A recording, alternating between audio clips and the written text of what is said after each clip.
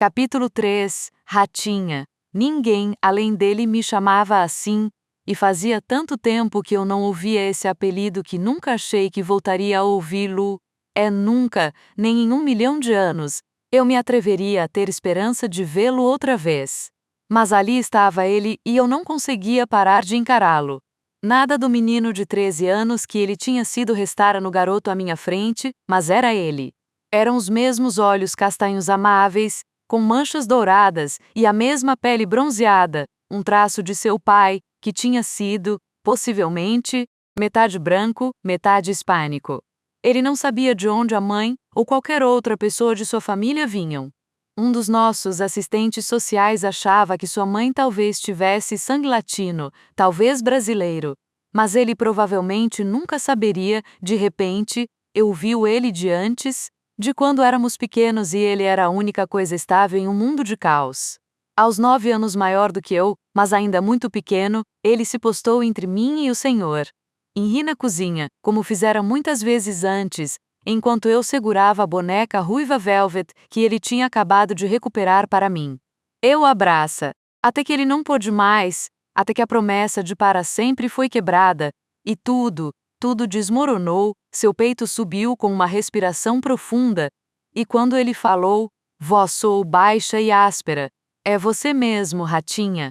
Levemente consciente da garota do outro lado, vi os olhos dela se arregalarem tanto quanto os meus enquanto nos observava. Minha língua era inútil, o que, pela primeira vez, foi estranho, porque ele tinha sido a única pessoa com quem eu nunca tivera problema de falar, mas isso fora em um mundo diferente, uma vida diferente, isso fora uma eternidade. Mallory, sussurrou ele. Virou-se completamente para mim e por um momento achei que ele ia sair da cadeira. E isso seria a cara dele, porque ele não temia nada. Nunca temera. Perto como estávamos, vi a pequena cicatriz acima de sua sobrancelha direita, 1 ou 2 tons mais claros que a pele. Lembrei-me de como ele a havia conseguido, e meu peito doeu de novo, porque aquela cicatriz simbolizava um biscoito roubado e um cinzeiro quebrado. Um cara na nossa frente se virou para trás no assento. Oi. Como não obteve resposta, ele estalou os dedos, e aí, cara? Oi. Ele ignorou o garoto, ainda olhando para mim, como se um fantasma tivesse aparecido bem na sua frente. Tanto faz, murmurou o garoto, virando-se para a menina, mas ela também o ignorou. Estava focada em nós. O sinal tocou, e eu soube que o professor tinha entrado, porque a conversa na sala foi diminuindo. Você me reconhece? Sua voz ainda soava pouco mais que um sussurro, seus olhos continuavam presos nos meus, e eu falei o que acabou por ser a palavra mais fácil que eu já disse na vida, sim. Ele caiu de volta na cadeira, endireitando os ombros tensos.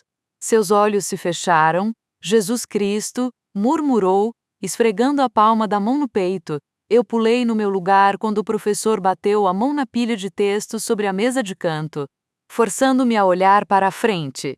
Meu coração ainda agia como se fosse uma britadeira fora de controle. Muito bem, como vocês estão na minha aula, todos devem saber quem eu sou, mas, para o caso de alguém estar perdido, sou o Senhor.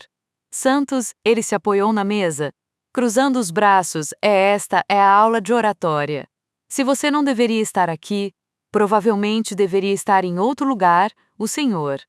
Santos continuou a falar, mas o sangue correndo em minhas veias abafou suas palavras, e meus pensamentos também ficaram empacados pelo fato de que ele estava sentado ao meu lado. Ele estava aqui. Depois de todos esses anos, ele estava bem ao meu lado, como estivera desde que tínhamos 3 anos, mas não pareceu feliz ao me ver. Eu não sabia nem o que pensar. Um misto de esperança e desespero girou dentro de mim, combinado a memórias amargas e doces às quais me agarrava e ao mesmo tempo desejava esquecer. Ele estava. Fechei bem os olhos e engoli o caroço alojado em minha garganta. Livros didáticos foram entregues, seguidos por um plano de estudos. Ambos ficaram na minha mesa, intocados. O Senhor. Santos passou por alto os tipos de textos que iríamos escrever e apresentar ao longo do ano, tudo, desde um discurso informativo até uma entrevista com um colega de classe. Embora eu estivesse prestes a surtar quando entrei na classe, A perspectiva de ter que fazer vários discursos na frente de 30 pessoas agora parecia a coisa mais distante de meus. Olhei para a frente, percebendo que Keira também estava nesta aula, sentada na frente do garoto que tentara chamar a atenção dele no início. Eu não tinha certeza se ela havia reparado em mim quando entrei. Mas talvez tivesse reparado e não se importasse. Porque ela se importaria. Só porque ela falou comigo em uma aula não significava que estivesse na fila para ser minha melhor amiga. Meu fracasso no almoço parecia haver acontecido anos antes. Eu estava consciente de cada respiração. Incapaz de me impedir, prendi o cabelo para trás enquanto olhava à minha esquerda. Meu olhar se cruzou com o dele e eu inspirei, instável. Quando éramos mais novos, eu sempre podia ler sua expressão. Mas agora, seu rosto parecia completamente impassível. Ele estava feliz? Irritado? Triste? Ou tão confuso quanto eu? Eu não sabia, mas ele não tentou. Senti o calor invadir minhas bochechas quando desviei o olhar e, de alguma forma, acabei olhando para a garota ao lado dele. Ela olhava para a frente, os lábios pressionados em uma linha fina e firme. Meu olhar se voltou para onde suas mãos se fechavam em punhos, descansando sobre a mesa. Desviei o olhar novamente, talvez 5 minutos se tivessem passado antes que eu cedesse e voltasse a olhar para ele. Ele não estava olhando na minha direção, mas sua mandíbula se mexia, fazendo um músculo vibrar em sua bochecha. Tudo o que pude fazer foi ficar de boca aberta para ele, como uma completa idiota, incapaz de qualquer outra coisa. Quando era mais novo, todos sabiam que ele se tornaria bonito a ponto de partir corações. Ele tinha tudo para isso. Olhos grandes, lábios expressivos e estrutura óssea definida. Às vezes isso tinha sido uma coisa muito ruim para ele. Recebera todo o tipo de atenção. Parecia que o Sr. Henry queria quebrá-lo como se fosse porcelana fina. Então havia os homens que entravam e saíam da casa. Alguns deles eles tinham se interessado muito por ele. Com a boca seca, afastei esses pensamentos. Eu não devia estar tão chocada com quão atraente ele se tornara, mas, como Ainsley diria, ele era estupidamente gostoso, enquanto o Sr. Santos estava distribuindo fichas, por algum motivo que eu havia perdido. O cara na nossa frente se virou de novo, com seu olhar cor de alga marinha direto, confirmado depois da aula. Eu não pude evitar. Meu olhar se voltou para ele. Lábios tensos e braços cruzados sobre o peito, ele assentiu brevemente. O cara levantou as sobrancelhas escuras antes de olhar na direção do Sr. Santos. Precisamos falar com Jaiden. Pensei no garoto em quem eu... A garota ergueu os olhos, a cabeça inclinada para o lado. Entendi, Hector, respondeu ele, a voz entrecortada, e fiquei impressionada com quão grave sua voz soava agora. Um momento se passou enquanto o queixo dele se inclinou na minha direção, corando. Desviei o olhar, mas não antes de ver os olhos verdes e curiosos de Hector se deslocarem para mim. O resto da aula foi um exercício de lançar olhares roubados para ele, como se eu precisasse vê-lo para me lembrar de que estava mesmo sentado ali. Eu não era muito boa em ser furtiva, porque tinha certeza de que a garota do outro lado dele, a menina que o havia tocado com muita familiaridade a caminho das cadeiras, me flagrara cerca de meia dúzia de vezes. À medida que os minutos iam se passando, meu estômago começou a embrulhar com os nós cada vez maiores que se formavam.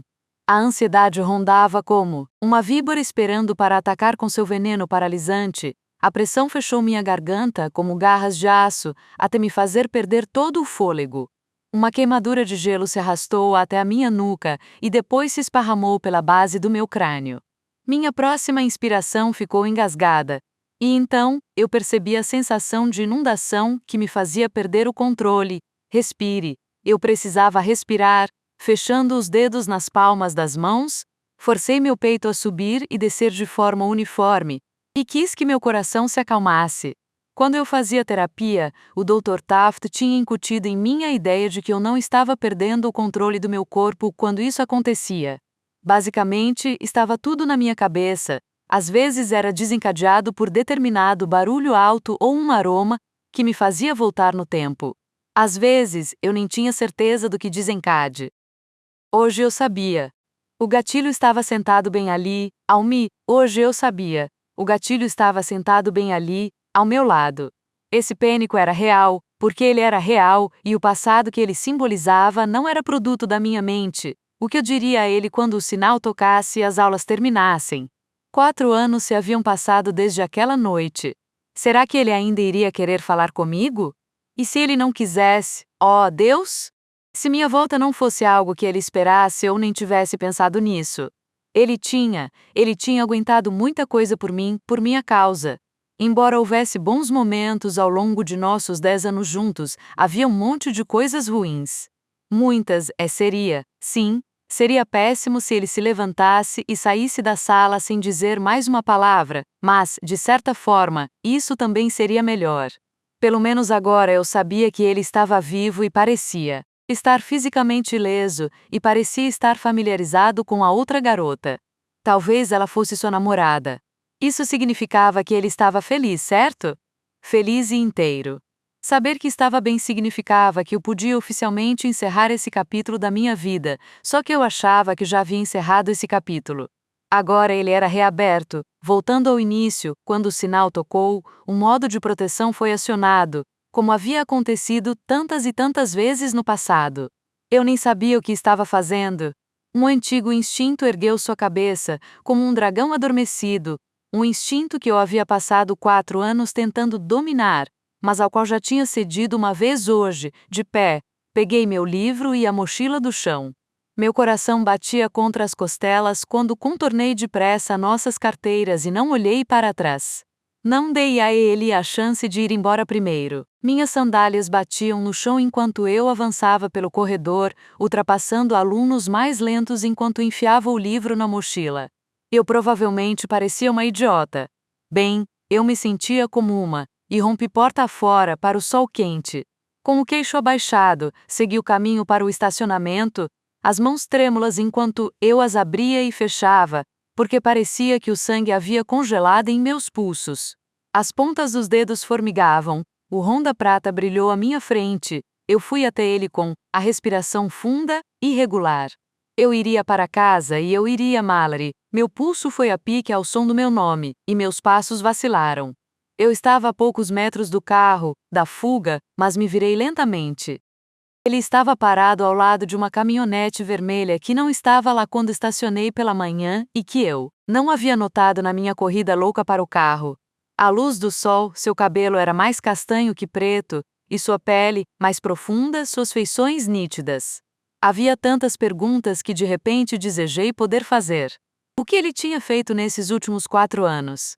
Alguém finalmente o adotara. Ou ele estava indo de um lar provisório para outro, mais importante, ele estava seguro agora. Nem todas as casas coletivas eram ruins. Nem todos os pais adotivos eram horríveis. Veja Cário e Rosa. Eles eram incríveis. Tinham me adotado, mas antes deles, este garoto parado à minha frente e eu não havíamos tido sorte. Nós tínhamos sido recebidos pelo pior tipo de pessoas que, de alguma forma, conseguiam passar na inspeção. Assistentes sociais recebiam mal e eram poucos, e a maioria fazia o melhor que podia, mas havia um monte de brechas e nós tínhamos caído direto em uma da pior maneira. A maioria das crianças para adoção não permanecia no sistema ou num lar temporário por mais de 2 anos. A maioria das crianças era reunida a seus pais ou adotada. Ninguém além do Senhor. Henri e Dassertá. Beck tinha nos escolhido, e eu ainda não conseguia entender por que eles nos quiseram, e ainda assim, nos tratavam tão mal. Nossos assistentes sociais iam e vinham com a frequência das estações. Os professores na escola devem ter percebido que passávamos em casa, mas nenhum deles arriscou seu emprego para intervir. A amargura de ser negligenciada e pisoteada durante tanto tempo por um sistema sobrecarregado e falido ainda se agarrava a mim, como uma segunda pele da qual eu me perguntava se algum dia me livraria. Mas em tudo havia o bem e o mal. Será que ele enfim havia encontrado algum bem sério? Disse ele, seus dedos apertados em torno do velho caderno que segurava, depois de tudo, depois de 4 anos sem saber o que diabos tinha acontecido com você, você simplesmente aparece na porra da aula de oratória e aí foge. De mim, Inalei bruscamente e abaixei os braços. Minha mochila escorregou do ombro, batendo no asfalto quente. O choque me sacudia, mas no fundo da minha mente, eu não estava surpresa que ele tivesse ido atrás de mim. Ele nunca fugia. Ele nunca se escondia de nada. Sempre fui eu que fiz isso. Nós tínhamos sido yin e yang. Minha covardia e sua bravura.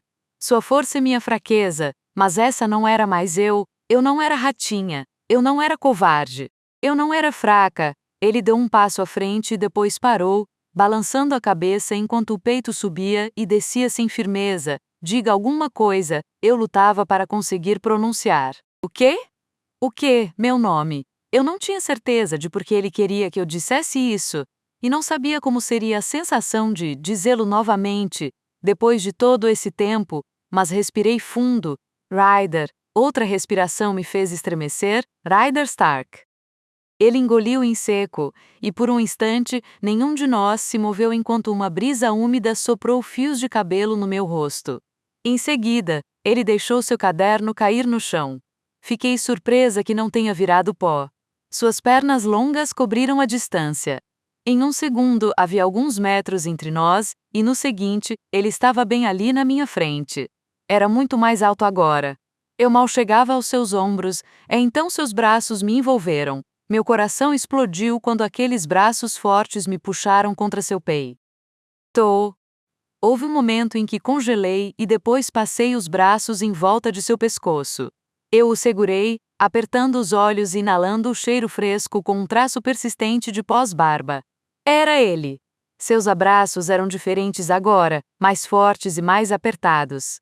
Ele me tirou do chão, um braço em volta da minha cintura, a outra mão enterrada em meu cabelo, e os meus seios foram esmagados contra seu peito surpreendentemente duro.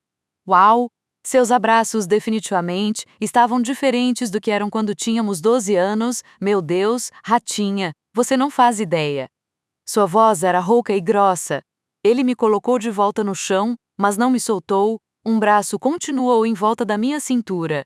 Sua outra mão segurava as pontas do meu cabelo. Seu queixo roçou o topo da minha cabeça enquanto eu desli. Nunca pensei que fosse ver você de novo. Apoiei a testa entre. Nunca pensei que fosse ver você de novo. Apoiei a testa entre as mãos, sentindo seu coração bater mais rápido. Eu podia ouvir as pessoas ao nosso redor e imaginava que algumas provavelmente estavam olhando, mas não me importei. Ryder era quente e sólido. Real. Vivo, droga, eu nem estava planejando vir à escola hoje. Se eu não tivesse, sua mão se soltou do meu cabelo, e eu o senti puxar um fio. Olhe para o seu cabelo.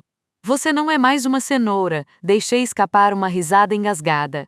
Quando eu era mais nova, meu cabelo era uma bagunça vermelho-alaranjada, cheio de caminhos de rato e ondas indisciplinadas, e graças a Deus, agora tinha se acalmado um pouco. Uma visita a um salão de beleza havia ajudado. Domar os nós e as ondas ainda era uma luta sempre que havia umidade. Ryder recuou apenas o suficiente para que, quando eu abrisse os olhos, o visse me observando. Olhe para você, murmurou. Está toda crescida. Sua mão saiu do meu cabelo, e um calafrio dançou ao longo da minha espinha quando seu polegar roçou o meu lábio inferior. O toque me assustou, e ainda silenciosa como uma ratinha, minha coluna enrijeceu. Ratinha, eu não sou. Qualquer coisa que eu estivesse prestes a dizer calou de pronto, porque o polegar tinha seguido seu caminho pela minha maçã do rosto, a ponta calosa e áspera, mas o carinho suave. Meu olhar seguiu até os olhos que nunca imaginei que tornaria a ver, mas ele realmente estava ali. Oh, meu Deus, Ryder estava ali, e muitos pensamentos me cercavam. Eu só podia me atentar a alguns deles, mas as lembranças vinham à tona como o sol coroando uma montanha. Uma noite eu acordei, assustada com as vozes estrondosas vindas do escuro lá embaixo. Escapuli para o quarto ao lado do meu, ocupado por Ryder, e ele deixou que eu me aninhasse na cama com ele.